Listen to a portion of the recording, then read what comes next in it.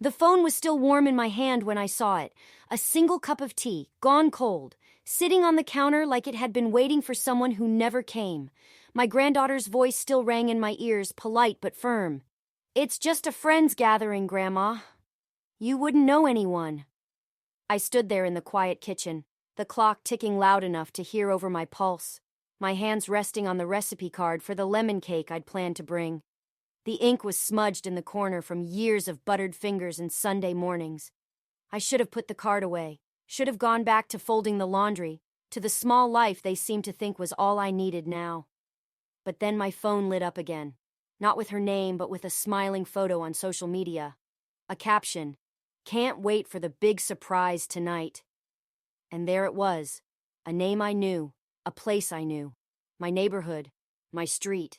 Somewhere inside me, something quiet straightened its spine. The afternoon light slanted through the lace curtains, striping the kitchen table in pale gold. I had just finished arranging a small plate of shortbread, my mother's recipe, when the front door opened. Laughter drifted in before anyone even stepped inside.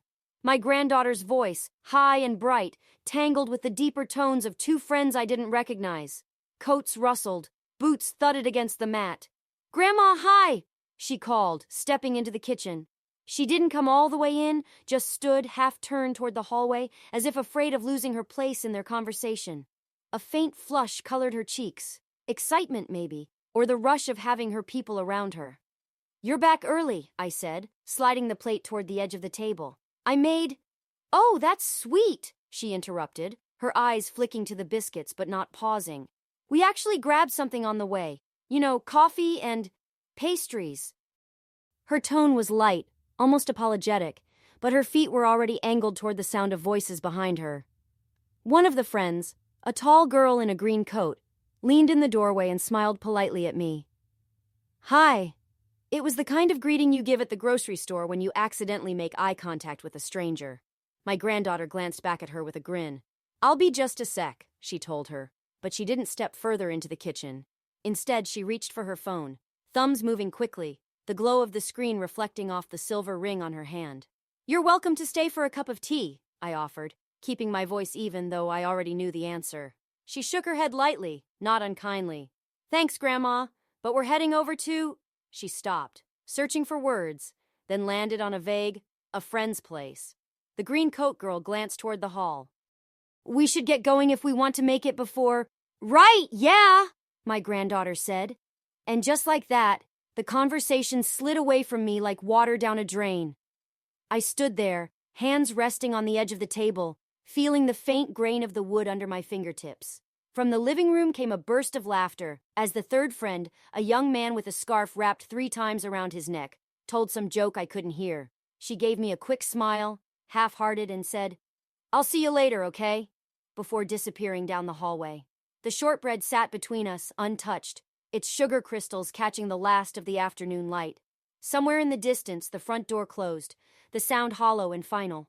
I reached for one of the biscuits, not because I was hungry, but because leaving them there untouched felt worse. It crumbled easily between my teeth, the way it always had, but for the first time it tasted faintly of dust. Morning came without a knock on the door, without a voice calling my name from the hallway. It's strange how quickly a house learns to move without you. I used to hear her in the kitchen, opening cabinets a little too loudly, humming tunelessly as she made coffee. Now it was only the distant thud of cupboard doors, quick and efficient, like someone packing for a trip. I poured my own coffee and set out a saucer for the shortbread. 3 pieces left from yesterday. I'd wrapped the plate in plastic, smoothed it carefully over the edges so they wouldn't go stale. They had gone stale anyway. I bit into one, softer now, the sugar having melted into the dough overnight. She passed through the kitchen once, phone in hand, her gaze fixed on whatever words glowed on the screen. No hello, no good morning, just the scent of her shampoo lingering for a moment after she'd gone. By noon, I'd set the table for one without thinking about it. My plate at the end, the fork laid neatly on the right, the napkin folded into a triangle the way my mother had shown me when I was a girl. The shortbread plate sat in the center, same as it always did. It used to be a small gesture, something sweet to pass around when we sat together after lunch. Now it looked like a mistake. Her laughter carried down the hall again, but it wasn't for me.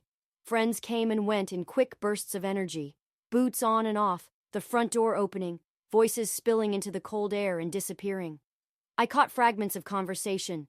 The playlist, lights at the venue, should be amazing tonight. None of it seemed to require my reply. I washed my coffee cup and set it on the drying rack, the saucer too, then the plate of shortbread.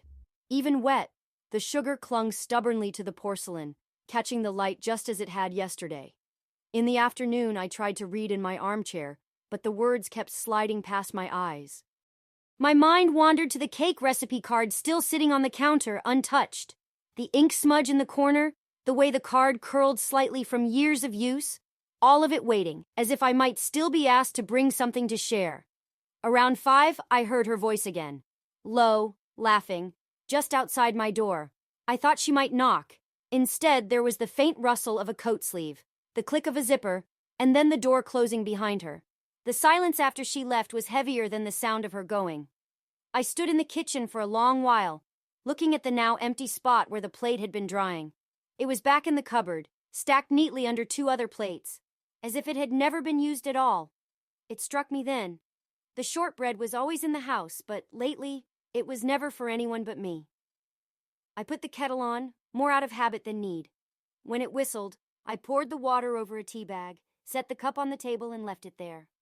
By the time I came back, it had gone cold, just like yesterday. The smell of butter and sugar used to mean company was coming. It was winter, years ago, the kind of cold that frosted the windows from the inside, so you had to wipe a circle clear just to see the driveway. The kitchen had been alive since morning, the radio humming softly in the corner, the oven ticking as it warmed, the air thick with the scent of vanilla. My granddaughter was small then, maybe 10. She'd stood on a chair beside me, an apron twice her size tied clumsily around her waist, hair falling into her eyes no matter how many times I tucked it back. We worked side by side, her hands dusted with flour as she pressed the cookie cutter into the dough. Like this? She'd asked, holding up a perfect circle. Exactly like that, I'd said, and she'd grinned like she'd just been given a medal. The shortbread went into the oven, and she hovered by the door, counting the minutes on the old kitchen clock. When the timer finally rang, I opened the door and the heat rushed out, carrying with it that unmistakable smell, warm, sweet, a little bit like home itself. She clapped her hands, the sound sharp in the small room. We set the biscuits on the cooling rack, steam curling upward. I remember how she insisted on sprinkling the sugar herself, shaking it from the jar with careful precision, her tongue peeking out between her teeth in concentration. Later, when the table was set, she carried the plate of shortbread out to the living room where her parents sat, announcing, "We made these!" As if I hadn't been standing right there the whole time. She beamed when they praised her, but then, and this is what I remember most, she turned back to me. "Grandma showed me," she said. Not just a statement, a credit, a little ribbon tied around my name in her voice. The living room had been warm from the fireplace, the crackle of logs filling the pauses between conversation. Outside, snow fell thick and slow. Inside, the plate of shortbread sat at the center of the coffee table, half gone before the tea had even cooled in our cups. Every few minutes, someone's hand would reach for another, and I'd feel that quiet satisfaction of having made something that brought people together. The plate we used that day is the same one in my cupboard now, white porcelain with a faint crack in the glaze near the edge. You wouldn't notice it unless you ran your finger over it. I ran my finger over it this morning, standing alone in the kitchen. The crack is still there. The sugar is still there. The only thing missing is her small hand reaching for mine. It was just after lunch when I heard the front door open again. Her voice floated in, lighter than I'd heard it in weeks. "Grandma, you here?" I wiped my hands on the dish towel, a small pulse of something warm moving through me. She never called out like that, unless she wanted to share something. A piece of news, a story, sometimes just a photograph on her phone. "In the kitchen," I answered, trying to keep my voice even, though my heart had already lifted. She appeared in the doorway, cheeks pink from the cold, a paper bag tucked under her arm. "I picked up some pastries," she said, holding it up as proof. "Thought we could have tea together." I almost laughed at the timing. The kettle was already warming on the stove, the steam just beginning to curl from the spout. On the counter, I'd unwrapped the plate of shortbread, brushing off a few stray crumbs so it looked fresh again. "That would be lovely," I said. And I meant it. She set the bag down and began pulling out neat wax paper parcels. Glossy fruit tarts, almond croissants, a pair of little cakes with sugared violets. I reached for a plate to arrange them, imagining for a moment the small table set for two, the easy conversation that might follow. Then her phone buzzed. She glanced at it, smiled in that way people do when the world outside the room suddenly takes precedence over the one inside. "Actually," she said, her tone apologetic but distracted, "I promised I'd bring these over to Jess's place. We're doing a little pre-party thing before tonight." She was already wrapping them back in the paper, careful not to smear the icing. The kettle began to whistle, a sharp, insistent sound. I turned it off, poured the water into my cup anyway, the steam fogging my glasses. "Of course," I said, keeping my back to her so she wouldn't see the way my smile faltered. There was a pause, the kind that might have been filled with an explanation or an invitation. Instead, I heard the faint rustle of her coat and the quick zip of the bag closing. "See you later, Grandma," she called lightly. I turned just in time to catch her glance, not unkind but brief, already moving past me toward wherever she needed to be. The door clicked shut behind her. I carried my cup to the table and sat down. The shortbread plate was still there, the same 3 pieces from yesterday. For a moment, I thought about putting them away again. Instead, I took one and broke it in half, watching the crumbs fall onto the porcelain. Steam no longer rose from my tea. By evening, the house felt like it had shrunk around me. Not in size, but in air. Every room was the same temperature, the same stillness, the same stale breath that hadn't been stirred in hours. I sat at the kitchen table without turning on the overhead light, letting the last of the daylight seep in through the lace curtains. It painted the room in the color of old paper, soft and yellowing at the edges. The shortbread plate was still there. 2 pieces now. They looked smaller somehow, like they'd been shrinking quietly while I wasn't looking. I rested my hand on the table beside it, palm down. The wood was cool. My fingers spread slightly as if they'd been reaching for something. A hand, a cup, even the edge of a conversation, and simply stopped halfway. I couldn't remember the last time someone had sat here across from me for longer than 5 minutes. The realization didn't land like a sudden blow. It came like water seeping through a crack, slow and unstoppable, until you realize the floor is already wet. I thought of all the places I'd been present but not included. Birthdays, dinners, casual evenings in the living room where my chair was just close enough to hear laughter, but too far to be part of it. How many times had I told myself it was enough just to be nearby? The kettle was still on the stove from earlier, its silver body clouded with fingerprints. I hadn't even bothered to put it away. That felt like the truest measure of my fatigue. Not that I was too tired to cook or clean, but that I was too tired to care if I did. The air smelled faintly of sugar and something older. The mustiness of a room that hasn't been aired out because no one opens the windows anymore. I stared at the last 2 shortbread pieces until they blurred, my eyes unfocused. They were just biscuits, but tonight they felt like proof of something I couldn't quite name. Proof of all the small offerings I'd set out into the world that had gone untouched. I leaned back in the chair, the wood pressing against my spine, and let my head tip toward the ceiling. The lace curtains swayed slightly in a draft I couldn't feel. Somewhere outside, a car door slammed, then voices rose, muffled, distant, not for me. My hands slid into my lap, empty. That was the word for it finally. Empty. Not just the kitchen, not just the plate. Me. And still, I didn't move the shortbread. I left it there on the table like some small monument to the fact that I had tried, and no one had noticed. It was past 9 when I finally stood up from the table. No sound from the front of the house. No footsteps returning. No voice calling my name. Just the slow hum of the refrigerator and the tick of the wall clock marking each minute I hadn't been missed. I carried my cup to the sink, rinsed it under the tap, then set it upside down to dry. My hands lingered there a moment, the warm water still clinging to my skin. When I turned back, my eyes landed on the plate. 2 shortbread biscuits, sugar dulled, edges soft from the air. I almost wrapped them in plastic, the way I always did, keeping them for a tomorrow that rarely came. But my hands didn't move. Instead, I pulled out a small tin from the cupboard, the one I used to take to church bake sales. its lid painted with faded blue flowers. I brushed the crumbs from the plate into my palm, then placed the biscuits inside, closing the lid with a soft click. It wasn't a dramatic gesture. No slammed doors, no declarations. Just a quiet decision that they wouldn't be waiting here for anyone anymore. I sat back down with the tin in front of me, running my fingertips over the worn paint. These biscuits had been offered and overlooked enough times. And I had been offered and overlooked enough times. A thought came, so small I almost missed it. I don't have to keep setting the table for people who never sit down. The truth of it settled over me, not heavy like the silence had been, but solid, like a stone I could stand on. I didn't know yet what it meant in practice, whether it would be a single changed habit or something much bigger. But I knew, with the same certainty I knew how to cream butter and sugar, that I was done waiting at an empty table. From the window, I could see the street lamp outside throwing a soft circle of light onto the sidewalk. The air beyond it was black, the kind of darkness that makes the lit space seem warmer than it really is.